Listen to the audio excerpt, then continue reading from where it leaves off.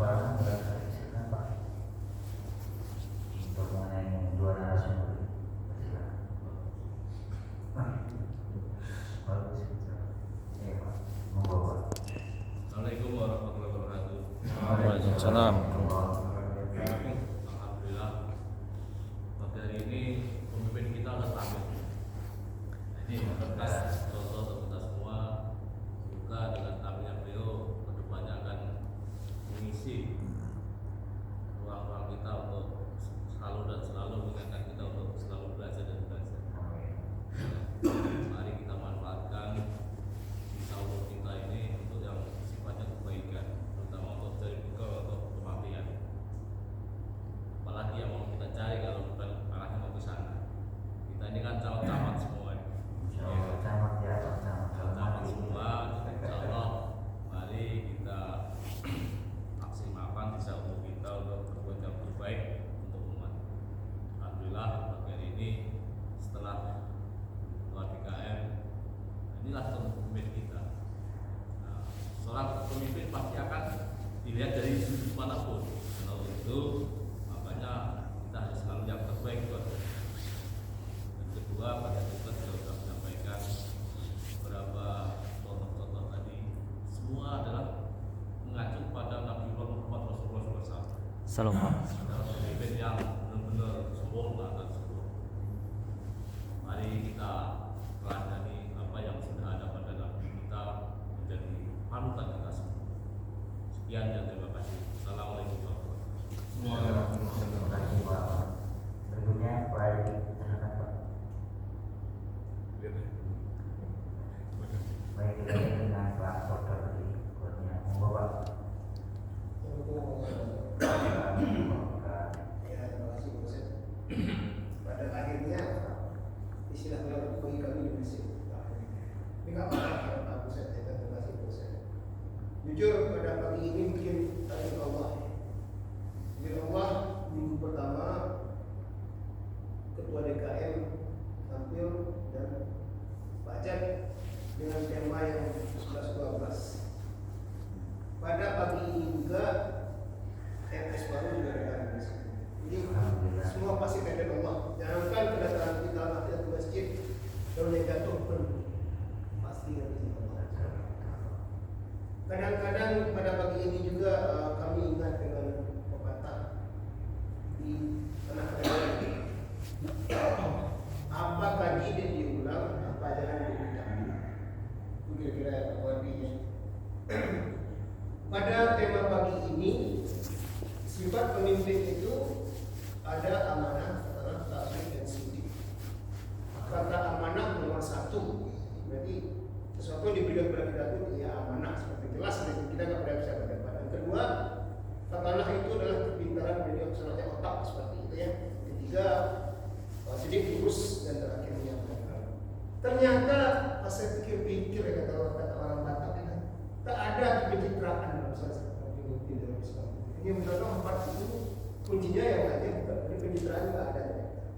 Jadi balik ke kita tadi itu kita balik dalam kondisi kita ya. Jadi kalau kita terjemahkan pemimpin itu bukan seperti rancak di lampu ada di mana-mana, tapi 4 itu utama.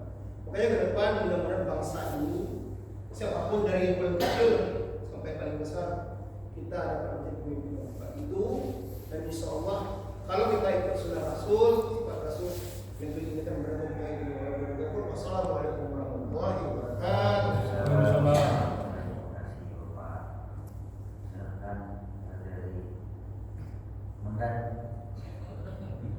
Dan kita komen silakan Pak. Monggo. Assalamualaikum warahmatullahi wabarakatuh. Waalaikumsalam. Ya, ini kemarin udah saya tutup ya tadi.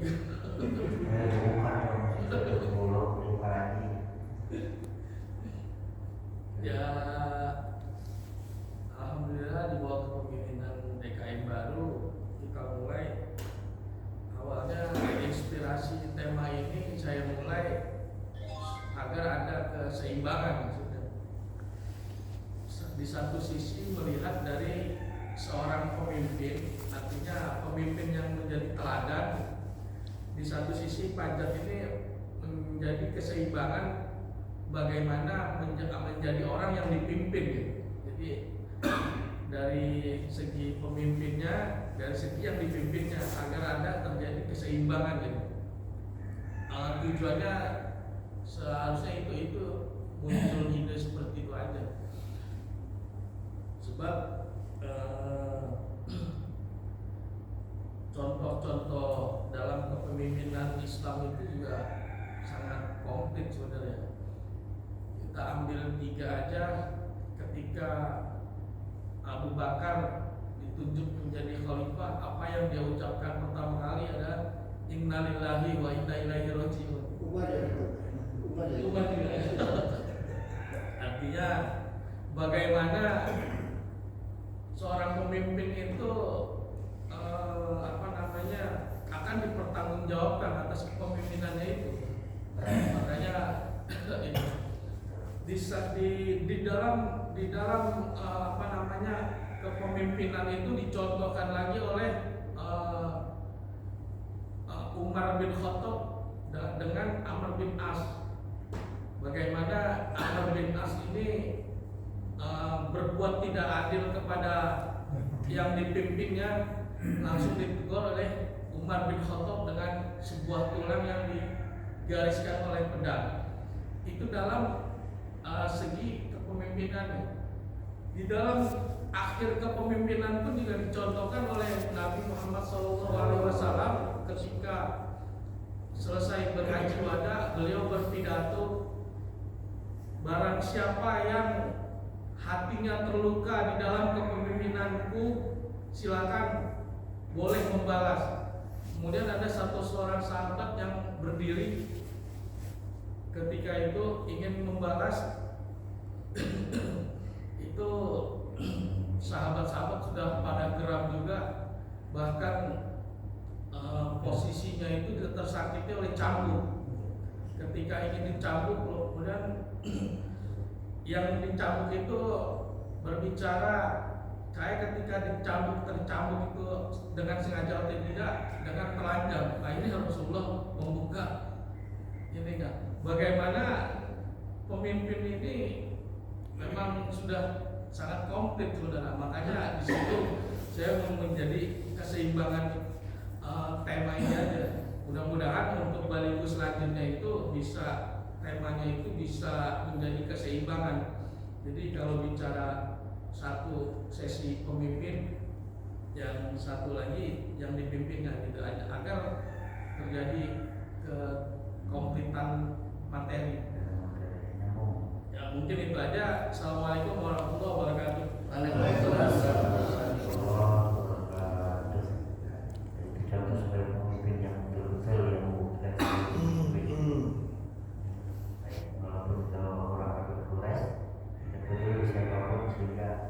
Harus ditegakkan kebenaran itu ya Pak.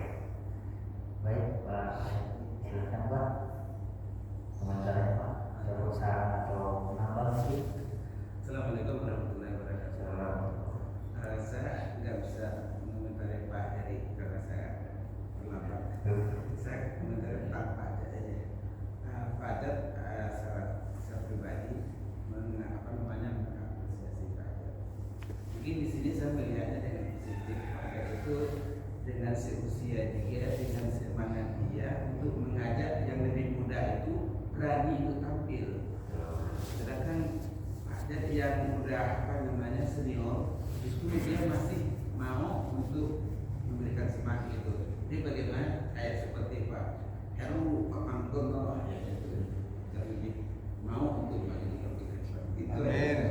Assalamualaikum warahmatullahi wabarakatuh. Waalaikumsalam. Baik, silakan untuk Pak kita yang peserta aja. Saya jangan lebat. Ya, tadi judulnya itu pemimpin ya. Memang kalau secara substansi Allah itu menghadirkan pemimpin secara substansi. Jadi kehadiran manusia itu adalah menghadirkan peradaban di bumi, sehingga sebelum Adam itu diciptakan itu Allah sudah memberi pernyataan, saya ingin menciptakan khalifah. Nah, jadi khalifah itu adalah bisa diartikan pemimpin, bisa juga diartikan pengganti. Pemimpin ini sesungguhnya adalah melahirkan peradaban. Nah, manusia itu dihadirkan sebagai pemimpin sesungguhnya untuk melahirkan peradaban. Harus saya tegak lurus di sini untuk menghadirkan manusia itu, dan peradaban itu harus betul punya nilai. Kenapa? Kalau ini yang terjaga dengan rapi, peradaban ini terjaga dengan rapi, akan sejahtera dan bahagia manusia secara utuh. Nah, kalau kita melihat konteks kenapa Adam itu keluar dari surga, itu sudah Allah membuat skenario yang paling utuh dan sempurna. Jadi pada hakikatnya manusia itu sesungguhnya bukan untuk beribadah sesungguhnya. Ini walaupun di Quran itu ada ibadah dan yang lain, tetapi secara substansi manusia itu dihadirkan sebagai pemimpin. Pemimpin bukan hanya dalam hal yang lokal, tapi pemimpin secara utuh dan sempurna. Memimpin terhadap makhluk, memimpin terhadap tumbuhan, memimpin terhadap binatang, seluruh unsur makhluk itu, manusia itu adalah pemimpin. Nah, inilah yang dihadirkan oleh Allah ketika Adam itu keluar dari surga. Ketika Adam itu keluar, dia berinteraksi dengan alam, sehingga peradaban itu dia dihadapi, dia lihat, oh begini nih alam ini. Nah, ini luar biasa. Ketika Adam menemukan seluruh benda yang ada, ketika itu di situ dia berinteraksi dengan alam. Dia lihat ada matahari, dia lihat ada bintang, dia lihat ada tumbuhan. Disitulah dia menemukan apa yang ada di dalam Al-Quran di surat Ar-Rum ayat 30 itu, bahwa manusia itu awal menemukan yang namanya kebenaran. Ketika kebenaran itu dihadirkan, menemukan kebenaran itu, pada saat itu manusia itu menemukan kebaikan. Dan pada saat kebenaran dan kebaikan ditemukanlah keindahan. Inilah sebenarnya bungkus daripada peradaban. Nah, inilah sebenarnya kita hari ini untuk menjadikan sosok kita sebagai seorang pemimpin itu belum maksimal. Karena peradaban kita itu hanya berkisar hanya pada hal-hal yang tertentu saja, tapi tidak bersikap utuh dan sempurna. Nah, itu. Ini memang memerlukan suatu kajian sesungguhnya. Makanya kita hadirkan kenapa Rasulullah itu dia membangun masjid, karena masjid itu adalah peradaban, ya. Jadi membangun sebuah masjid ketika beliau hijrah itu adalah membentuk peradaban ketika itu. Kalau Adam dihadirkan oleh Allah ketika itu peradaban manusia untuk mendapatkan nilai-nilai ketika dia berada di surga. Memang ini panjang kisahnya. Jadi saya hanya mengatakan bahwa manusia itu dihadirkan sebagai seorang pemimpin. Nah, kenapa bukan untuk ibadah? Ibadah ini sebagai pemimpin yang utuh dan benar.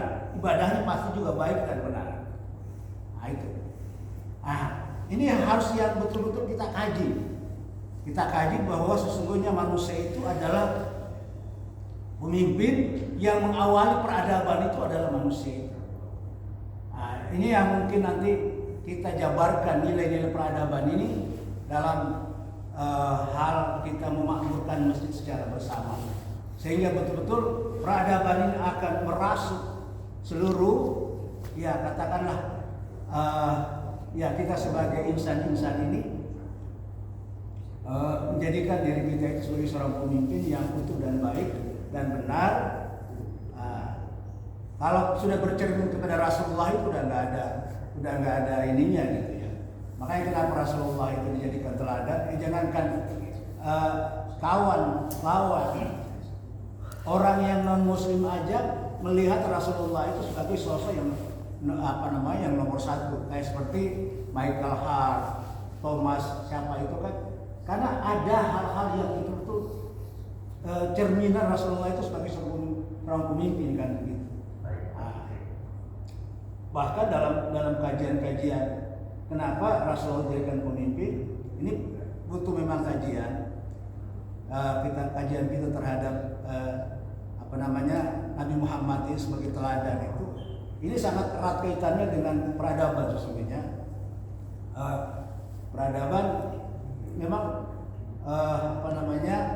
ini yang sesungguhnya nanti dari masjid ini nanti kita awali sesungguhnya bagaimana nanti kita atur bahwa masjid ini tidak hanya sekedar kita dalam mengatur ibadah-ibadah makhdha gitu ya, tapi nanti kita bagaimana mengatur dari sisi konsisten adalah ibadah-ibadah daripada ibadah makhdha.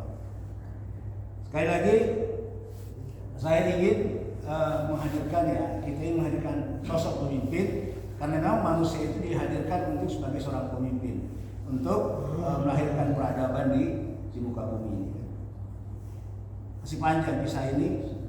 Moga-moga kehadiran teman-teman semua, Pak Heri sebagai ketua DKM ini akan menghadirkan pemimpin yang betul-betul mampu menjadi teladan bagi semua komunitas yang ada khususnya di BSI. Amin. Kabul. Cukup untuk sementara itu. Kabul. Terima kasih. Saya ini kepada Bapak Mundarman sebagai mahasiswa, mohon maaf Bapak saya itu ya Pak. Pada Pak, Bapak. Terima kasih. Terima kasih Pak Ustaz. Assalamualaikum warahmatullahi wabarakatuh. Waalaikumsalam. Jadi kalau Pak Aceh itu bilang pemilih baru Pak. Jadi kalau saya bilang saya ini pemula. Mudah-mudahan apa yang bisa saya tangkap dari layanan nasihat Pak buat DKM Pak edukasi dan Aceh tidak nasihat dari apa yang disampaikan sehingga bermanfaat untuk saya dan yang lain. Jadi tadi Pak Ustadz Eri Padi menyampaikan sifat-sifat Rasulullah yang menjadi basic dalam rangka kepemimpinan di dunia manusia di dunia sekarang dengan sifat-sifat basic seperti amanah, amanah, tabik. Kemudian alhamdulillah nih Pak Aceh telah mengurai sebetulnya hemat saya ini adalah aplikasi yang harus kemudian kita laksanakan. Beberapa variabel tadi Pak, variabel yang disampaikan Pak Aceh ini mungkin nanti juga Bapak-bapak narasumber yang lain bisa menambahkan. Menjadi kewajiban kita untuk kemudian melaksanakan itu menjadi seorang pemimpin menawarkan Rasulullah itu dengan melaksanakan tadi diantaranya kejujuran, adil, setara. Nah ini kan kata-kata ini simpel Pak, tapi kemudian menurut saya agak sulit untuk melaksanakan. Mudah-mudahan kita nanti dalam kebersamaan dalam DKM dan MS ini kita bisa melaksanakan apa tadi yang disampaikan Pak Jatiko, sehingga kemudian sasaran tugas-tugas DKM dengan supporting dengan segala keterbatasan di MS ini nanti bisa memberikan pelayanan yang baik pada masyarakat. Itu harapan saya nanti kemudian, karena memang teori banyak, satu praktek ini ya.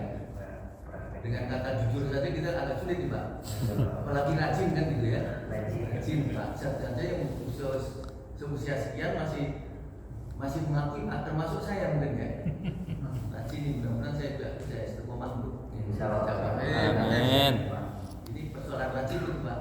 Jadi itu yang menjadi musuh saya yang saya lawan. Kemudian kesetaraan pasti, karena dalam satu organisasi, satu kelompok, kalau tidak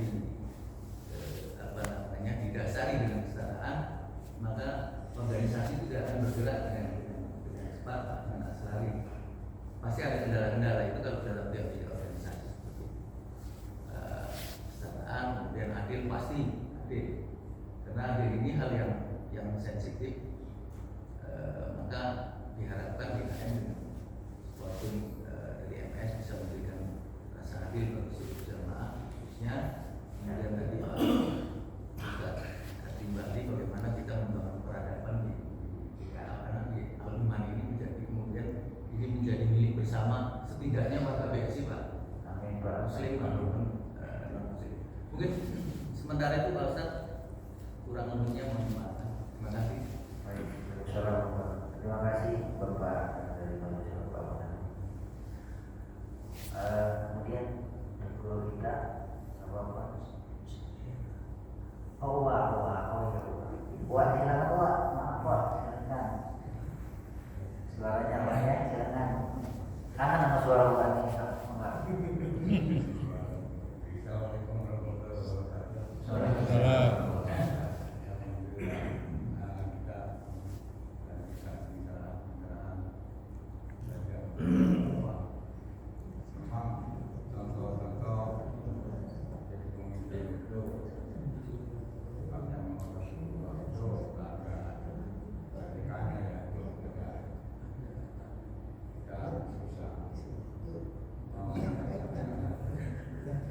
Tapi kalau dalam teori itu memang mudah. Kalau untuk masa-masa kita itu, tapi dalam pelaksanaannya itu banyak godaannya. Kalau teori harus bagus, harus gini, tapi ternyata pelaksanaannya itu banyak. Pemimpin kita aja yang itu banyak terjadi kan permasalahan dengan hukum itu lah. Nah di sini bisa ini bagaimana caranya kita bisa mengikuti jejak-jejak daripada Rasulullah yang disebut al-amin itu. Ini itu kejujuran. Orang yang tidak jujur, kalau yang keluar uang banyak, ini ambil aja gitu kan, atau ketahuan nanti oleh ketua kawannya kan. Nah, ini sisanya itu. Makanya di zaman Khalifah itu jadi pemimpin itu pada nggak mau, takutan, takutnya karena jadi pemimpin itu harus dipertanggungjawabkan, bukan di dunia tapi di akhirat nanti itu. Dia itu takutnya di situ, takut tidak bisa melaksanakan apa yang telah disampaikan oleh Rasulullah dan juga pertanggungjawaban kepada Allah. Itulah kira-kira saya begitu. Terima kasih. Baik, makasih. Di pemimpin itu berat ya, akan ditanya dengan kepemimpinannya. Kalau kurangnya, kalau ya pemimpin akan ditanya dengan kepemimpinan. Berarti harus betul-betul hati, transparan, seterusnya. Tadi itu Rasulullah. Ya, 4 tadi yang perlu kita tiru, perlu kita jalankan, apalagi sebagai pemimpin. Mudah-mudahan pemimpin kita yang baru BKN dan intinya kita doakan supaya sehat selalu ya, biar ini semakin makmur, Amin. semakin banyak berjamaahnya, semakin jemaah-jemaahnya. Baik, untuk Bapak Guru kita, Bapak monggo Bapak.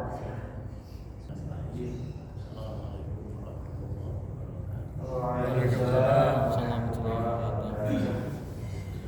Tidak banyak yang bisa sampaikan, tapi berhubungan dengan keberadaan kalian, baik yang di depan maupun semua yang ada dalam mengikuti kondisi baik, yaitu untuk yang kesemuanya dulu, jangan kita sampai lupa dengan apa yang menjadi asas awal daripada kita melaksanakan bagi dulu. dan dengan semangat baliho itu sendiri, yaitu baliho itu adalah salah satu pesan dari Rasulullah akan menyampaikan walaupun satu ayat, walaupun satu lafaz yang kita dengar dari Rasul, yang kita pahami dari Rasul, untuk kita sampaikan. Oleh karena itu, terutama kepada kawan-kawan yang ada di belakang, di hadapan pemateri, kita jadikan baliho ini untuk proses pembelajaran berbicara. Kita jadikan baliho ini menjadi proses pembelajaran berbicara. Jadi tidak satupun di antara kita ini yang menolak untuk ngomong. Karena kebiasaan kita ngomong di belakang mudah-mudahan menjadi kebiasaan kita ngomong di depan. Itu wujud daripada baliho itu sendiri. Kemudian yang kedua adalah jangan jadikan belajar berbicara itu hanya dengan tujuan meluruskan, mengkritik, segala macam, bukan. Tapi untuk mengawali bagaimana kita ringan berbicara di hadapan teman-teman banyak. Itu diantaranya Pak. Jadi tidak usah malu kita ngomong, tidak usah sungkem kita berbicara, walaupun itu tidak termasuk meluruskan dan mengkritik perbicaraan yang di depan. Itu satu.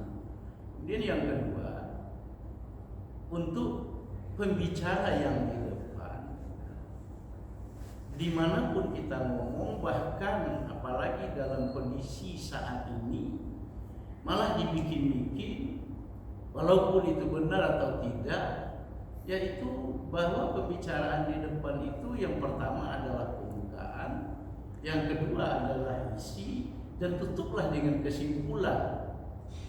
Nah, kemudian bisa kita pilah-pilah dalam berbicara, melihat tempat, melihat waktu, melihat forum yang dihadapi. Pak Jad, mohon maaf, kelemahan Pak Jad selama ini kita berbicara dari kita untuk kita ya Pak Jad. Itu mengawali pembicaraan apapun alasannya mungkin barangkali dianggap oleh forum pendengar ini kurang bagus, kurang indah. Kalau mukadimah berbicara di depan dan di masjid, apalagi di mimbar, tidak dimulai dengan sekelumit bahasa yang disampaikan oleh Pak Heri tadi, yaitu di dalam mukadimah. Alhamdulillah, wassalatu wassalamu ala Rasulillah. Nah, ini perlu, karena saya kalau nggak salah di antara tugas saya begitu ya, tugas saya begitu untuk menyampaikan perjalanan. Kemudian masuk kepada isi, saya tidak berbicara terhadap Pak Eri, terhadap Pak Jad.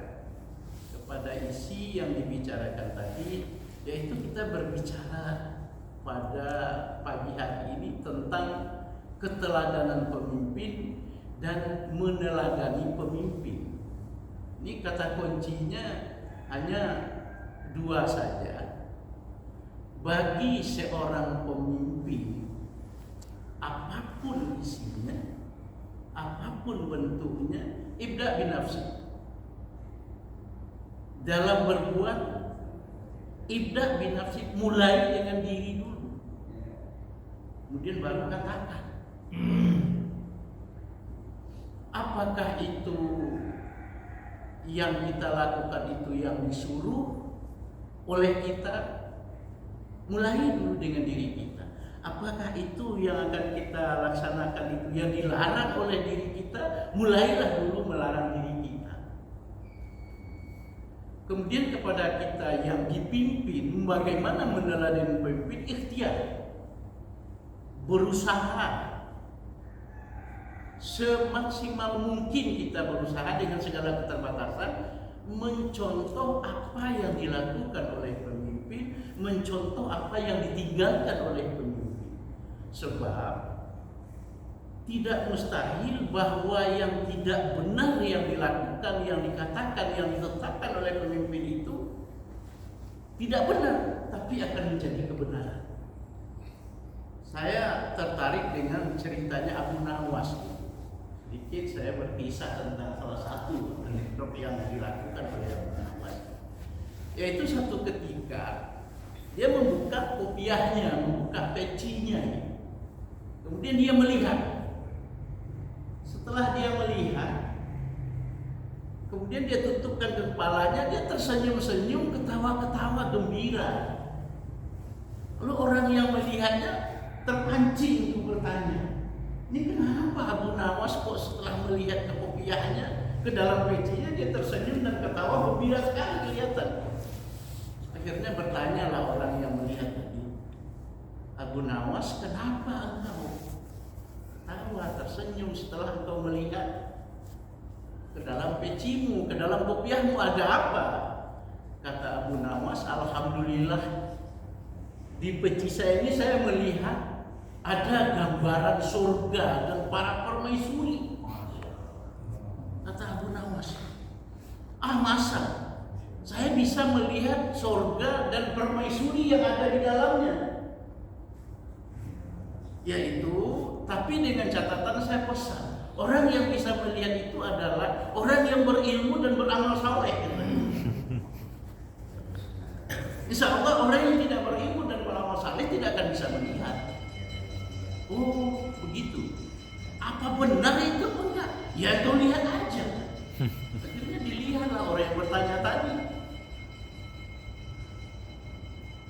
Ya mungkin di antaranya yang bertanya ini masuk kategori tadi, yaitu berilmu dan rajin beramal saleh. Oh benar, benar saya melihat dalam kopiahmu ada gambaran surga, ada permaisuri di dalamnya yang berbondong-bondong.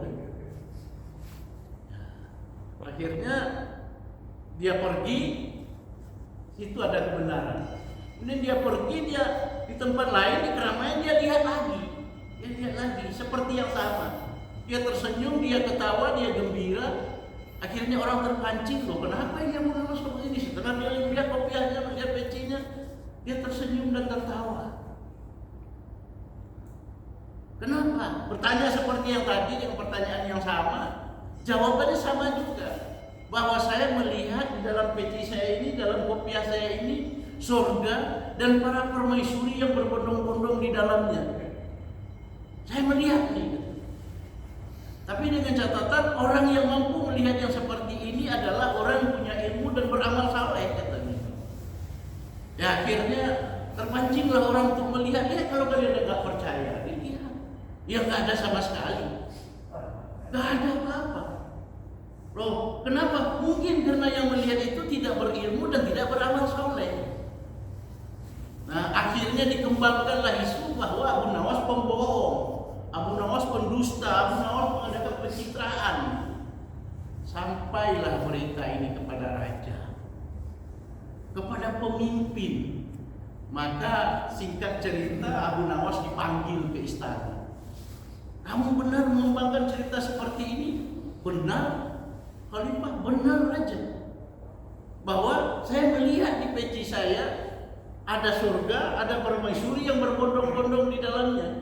Tapi dengan catatan orang yang bisa melihat itu adalah orang yang berilmu dan beramal saleh, kata Abu Nawas.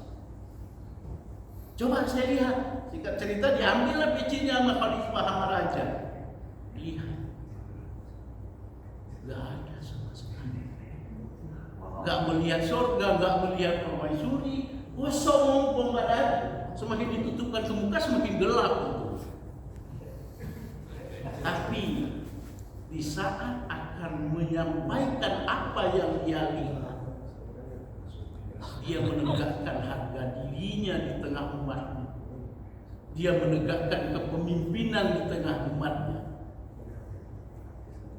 Ini kalau saya sampaikan kebenaran yang saya lihat, akan terbongkar apa yang ada di dalam diri saya. Yaitu saya bukan orang yang beriman, saya bukan orang yang berilmu, saya bukan orang yang beramal saleh. Ujungnya khalifah bohong.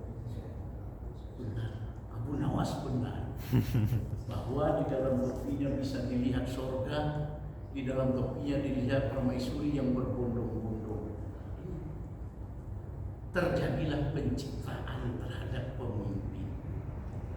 Oleh karena itu, kata kunci tadi, pesan Rasulullah sebagai seorang pemimpin, janganlah berucap dulu, tetapi perlihatkanlah fakta dulu dan kenyataan dari perbuatan. Kemudian baik itu yang harus dikerjakan, apakah itu yang harus ditinggalkan. Nah, dengan kesimpulan terakhir, sebagai seorang pemimpin yang jujur adalah pemimpin yang mengatakan hati nurani. Terima kasih. Assalamualaikum warahmatullahi wabarakatuh. Salam. Terima kasih Ustaz